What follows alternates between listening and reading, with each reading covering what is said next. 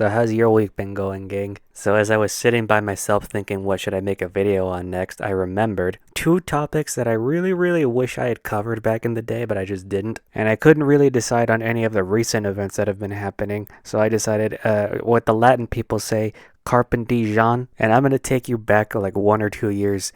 We're gonna do like some aged wine tasting here, except it's aged stupidity.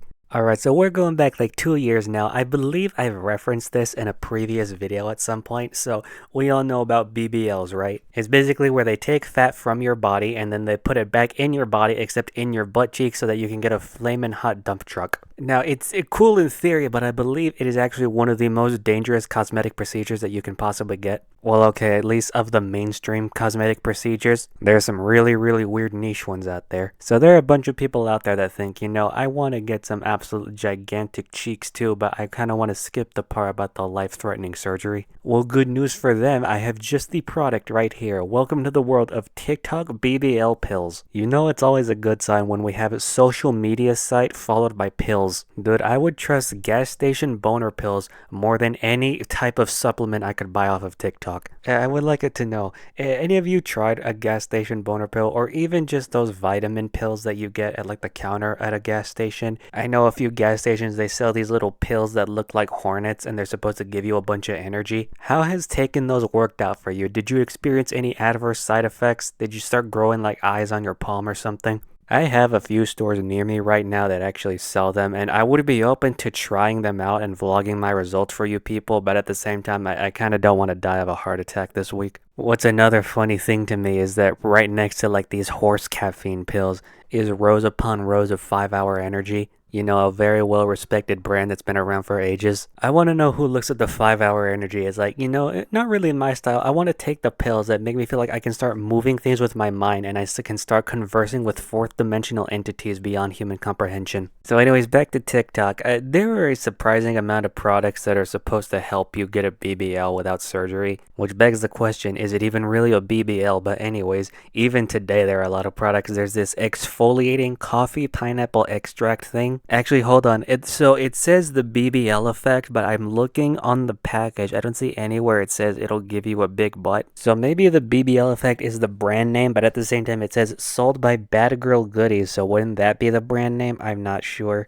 Honestly, maybe that's why this product is so cheap, because it's not actually for BBLs. Because all the other BBL supplements I saw, this one right here, it's $44.99 for a jug of gummies. Gang, before you run out and buy these, please know I am not an expert, but I'm pretty confident saying this is a scam. I don't think these are actually going to work. I don't know if there's any substance on the planet that can redistribute the fat in your body specifically to the gates of the poop chute. That's why the surgery exists, so they can specifically put the fat exactly where they want it. Wait, hold on. It has 1 5-star review and 16 people bought it. There's no way. Like, I'm willing to believe people bought this thing, but that review has to be fake. It has to be. And there's free shipping too? What distributor are they working with? And this is by far not the only company making BBL gummies. You can actually buy bundles. So you get the BBL gummies and then some other stuff that they throw in there. Okay, so we've deduced that these things probably aren't going to give you a BBL, but I want to know what happens if they did work. Can you imagine, like, what happens if, like, a child mistakes these? Instead of taking their Centrums every day, they start taking these? Is it going to be like that episode of SpongeBob where the people start eating the new Krabby Patty recipe and then they just have, like, these basically fat balloons strapped to their backs? On the off chance that they actually did work, I probably wouldn't even have to wait long to see what the results would be on a child. There's some crazy parrots out there. There are moms giving their kids Botox, like, the second they turn 18. There are moms giving their, like, 11-year-old children really in-depth skin routines. And it's not like the kid has a condition or anything. It's just an average child. So there probably is some parent out there making their kid take their BBL gummies right after their Flintstone vitamins. So I took all of these screenshots today, but now to talk about the part that actually makes this a throwback video. So there were these actual pills that were popular for a while, a couple years ago. They were actually called the BBL effect. I don't believe it's related to that exfoliation scrub from earlier, because I tried finding the original post and it seems to have been taken down along with the account. So shout out to this user named Taydog, because she has the picture that I wanted to show you all on her account. Also, I said I learned about this a couple years ago, but according to Taydog, her post says these were popular in 2016, I'm gonna be real, I don't remember that, but I'm gonna take her word for it. Alright, so think of a bottle filled with pills that you take to inflate your behind. Would it look like those vitamin bottles, those big jugs like the ones that we saw just now? Or maybe you were thinking this particular one would look more like a box with the little foil that you punch the pills out of. Well, I'm pretty sure you don't expect the pills that you buy off of TikTok to come in a really long pink prescription vial that you get in like a pharmacy. So these prescription vials, I've seen those yellow orange ones, I've seen green ones. I have never in my life seen a hot pink one. Where do you even buy a bottle like this? I'm gonna look this up. Dude, they're on sale for like $5 off a pack of 100. We need to buy these. Okay, back to the actual pills. So let's look at the logo here. It's just called the BBL effect, and what is that, like Arial font? This is like the default font you get in Microsoft Word, and then there's a peach emoji at the very end. I don't know about you, but I feel kind of mean for saying this, but at the same time, I feel justified. Whenever I say a non-official emoji product with emojis in its labels or in its material, I'm just immediately worried. I'm not talking about in their promotional material on TikTok, there's the description and they have emojis in there. That's fine. But if I buy like something and then it comes with an instruction manual and the instruction manual is loaded with emojis, that's where I, I feel like this thing's gonna blow up on me. Anyways, speaking of the label, I think what they were going for was a marbled effect, but instead of the gray that you would see on normal marble, it was pink.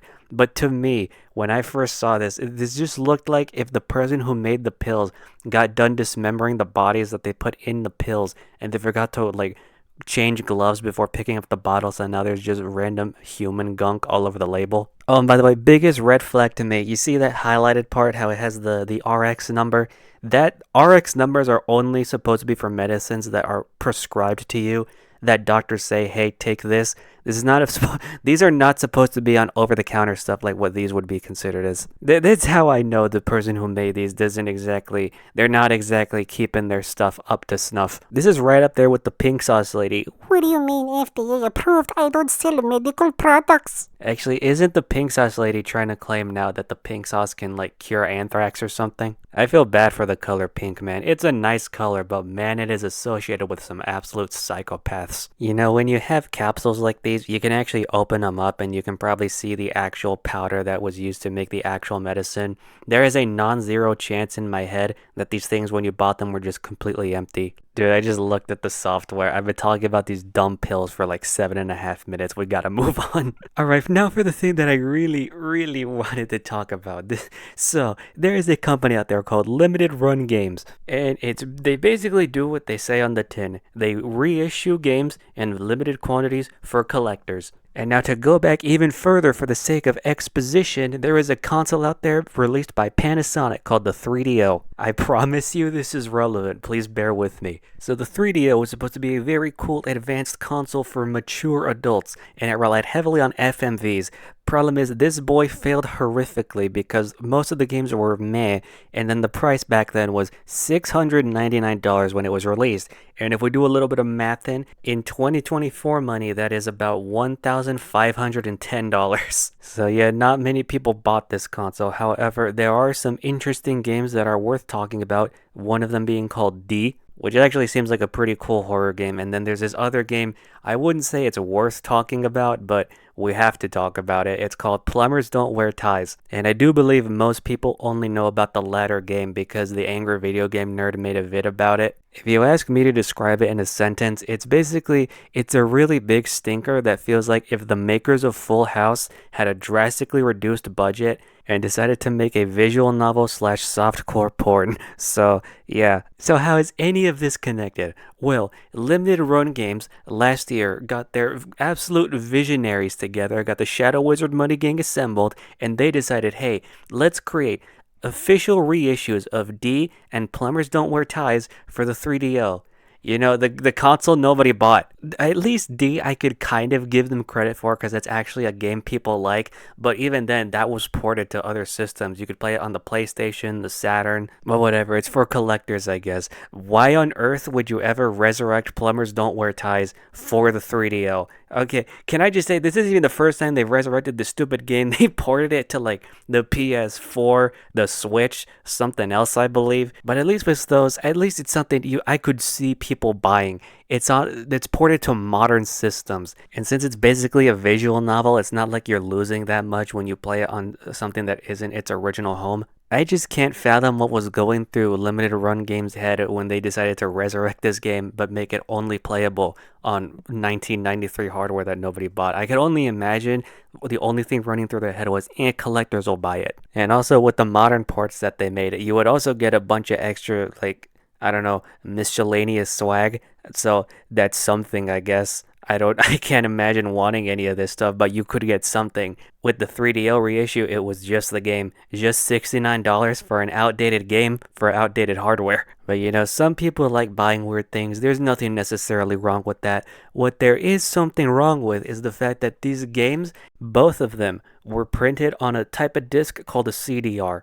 Now, CDRs aren't bad, they work for most people's purposes, but most people aren't burning video games to discs, and CDRs and old consoles do not mix most of the time. We're gonna have to get a little nerdy here. So if you look at an original 3DO game, the disc is made in such a way that the laser and the disk drive of the console can actually read the data. CDRs, on the other hand, not only are they unreadable by the laser, apparently they can just straight up damage the laser. So you very well could have paid $69, possibly twice if you wanted both of them, just to feed rice into your 30-year-old console. That's legit incredible, especially considering it's a limited run games. Bro, your whole thing is reissuing all the games. How did you mess this up so badly? And this isn't just like a one-off fluke that happened. This is a widespread issue. So many people had problems with this. Now, I feel kind of bad for the people that bought D, but I'll be honest, if you bought Plumbers Don't Wear Ties, the reissue, bro, that's like buying an NFT or something. It's not even like a Bored Ape where you get some cool stuff with it. That's like buying an NFT made by some random high schooler in his basement. Now, a lot of people have a little conspiracy theory cooked up that this was not exactly unintentional. Limited Run Games intended to release bunk products because so few people own a 3DO and so few people actually care to play Plumbers Don't Wear Ties that the people buying these reissues wouldn't even bother playing the game, so they wouldn't even know if what they got was completely unusable. Now, I can't say that is 100% true, but that is a conspiracy theory that people have. I would love to know. So it says on the Wikipedia, the optical disc format for 3DO software uses a proprietary file system named Opera. I would love to know if anybody out there has bothered to analyze one of these bad discs to see if it even had the right file system on it. That would be so interesting. So anyways, all of this comes to light, people start clowning on limited run games, and then LRG releases an apology statement where they blame their disc replication company, and they say they're going to give everybody a full refund, which is good. But what's funny is they specifically say